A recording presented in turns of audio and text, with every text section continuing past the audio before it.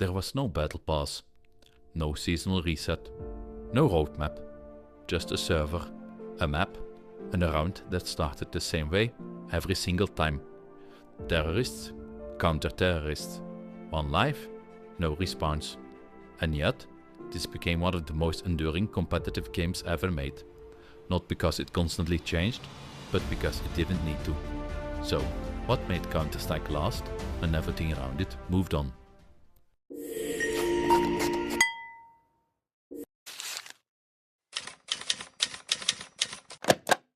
Counter-Strike didn't begin as a product. It wasn't designed in a boardroom or planned as a franchise. It started as a mod, built on top of Half-Life in 1999 by Min Guzman Lee and Jess Cliff. It introduced something deceptively simple, a round-based tactical shooter. 2 teams, attack and defense, no respawns. But underneath that simplicity was a system that changed how players approached shooters entirely. At the start of every round, players were given money, earned through kills, objectives and previous performance. That money dictated everything: weapons, utility like grenades, flashbangs and smoke, and risk. Lose too many rounds and you couldn't afford rifles. Win consistently and you controlled the pace of the match. This wasn't just about aiming, it was about decision making under pressure. Do you force buy with your team, save for the next round, push aggressively or hold angles? And that created something rare. Not just a shooter, but a system players wanted to master. By 2000, Valve officially released Counter-Strike 1.0. A mod had become a foundation. Counter-Strike 1.6 didn't rely on spectacle. It relied on consistency. The mechanics were tight, no aim assist, predictable recoil patterns. Instantly lethality, headshots mattered. But the real depth came from map design. Maps like Dust 2 weren't just locations, they were systems. Choke points, sidelines, timing windows. Every position had meaning. Smokes blocked vision, flashbangs forced movement, sound cues revealed positioning. Nothing was random, every action had a consequence. Over time, players didn't just learn maps, they learned timings, angles, team coordination. And because the game didn't change much, players did. Skill wasn't reset, it accumulated. Before streaming, before massive prize pools, Counter-Strike grew through LAN.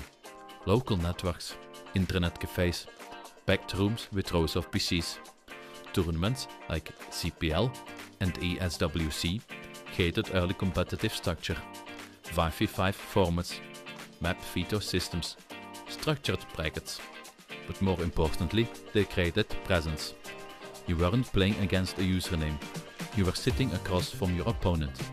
And that made every round heavier. Counter-Strike became competitive before esports had a name.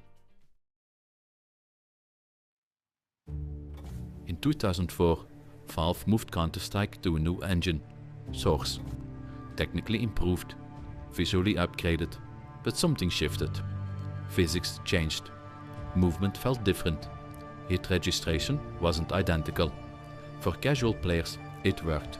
For competitive players, it felt off. So, the community split. 1.6 remained dominant in esports. Source existed, but never fully replaced it. In 2012, Valve tried again. Counter-Strike Global Offensive. This time, they didn't just update visuals. They introduced matchmaking, ranking systems, expanded accessibility. For the first time, players didn't need LAN or private servers. They could queue and compete instantly. But the biggest shift wasn't gameplay, it was how the game lived. In 2013, Valve added weapon skins, cosmetic only, no gameplay advantage. But they introduced rarity tiers, case openings, a player-driven market. Suddenly, Counter-Strike wasn't just played, it was traded, collected, observed. And alongside that, the competitive scene began to scale globally. By 2016, Counter-Strike Global Offensive had stabilized, not as a trend, but as a system. Valve formalized the competitive structure through majors. Valve sponsored tournaments with $1 million plus prize pools, qualification systems, sticker capsules tied to teams and players. At the same time, the meta evolved dramatically. Teams like Astralis redefined how the game was played. Precise utility usage, coordinated grenade damage, structured defaults instead of chaotic pushes. Maps shifted toward highly specific playstyles. Inferno excels at utility-dense execution and holding narrow chokes. Mirage is all about a strategic battle for central map control.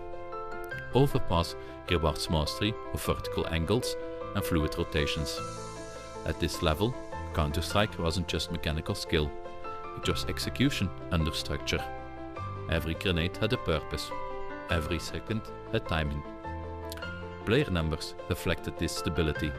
Regularly, 500,000 to 800,000 concurrent players on Steam, peaks crossing 1 million players. Streaming also amplified visibility. Twitch broadcasts of majors, consistent viewerships in the millions. And yet, to all this scale, the core never changed. Same maps, same rules, just played at a higher level. In 2023, Valve released Counter-Strike 2, not a sequel in the traditional sense, but a full engine transition to Source 2. This introduced real mechanical changes. The sub-tick system. A server no longer relies on fixed tick rates. Actions register between ticks. More precise shooting and movement feedback. Reactive smoke grenades. Smokes respond to bullets and grenades. Temporary vision gaps can be created. Entire tactical layer added to executes. Visual clarity improvements. Updated lighting. Cleaner map readability. Improved player visibility in fights. These weren't cosmetic upgrades. They changed how rounds could be played. Smokes were no longer static. Timing windows became dynamic. Despite the update, the structure remains intact. The same core maps, Dust 2, Mirage, Inferno. Same economy system. Same round-based format. Player numbers surged again. Over 1.5 million concurrent players at its peak. Strong retention into 2025 and 2026. The esports ecosystem continued. Majors still defining the competitive year. Organizations rebuilding rosters for CS2. And the meta still evolving. So, after more than 2 decades, Counter-Strike didn't reinvent itself, it refined itself. From a mod in 1999 to a global competitive system in 2026, Counter-Strike didn't survive by changing constantly. It survived by staying consistent where it mattered. The rules were clear, the systems were deep, the skill was earned, and every round still begins the same way. A server, a map, a single life.